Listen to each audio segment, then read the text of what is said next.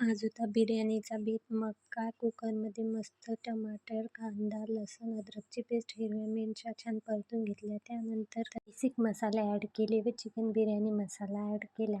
मस्त छान अशी फोडणी दिली. आपण जसं मसाले भात करतो त्याच पद्धतीने अगदी सोप्या पद्धतीने मी चिकन बिर्याणी बनवली.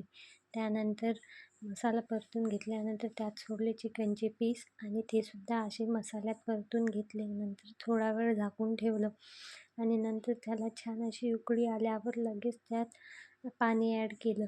बघा एकदम झटपट आणि एकदम सोप्या पद्धतीने कोणीही सहज घरी ट्राय करू शकते. अशा पद्धतीने मी चिकन बिर्याणी बनवते. माझ्या आरंतला अशाच पद्धतीची खूप आवडते, त्याच्यामुळे मी नेहमीच अशी बिर्याणी घरी बनवत असते.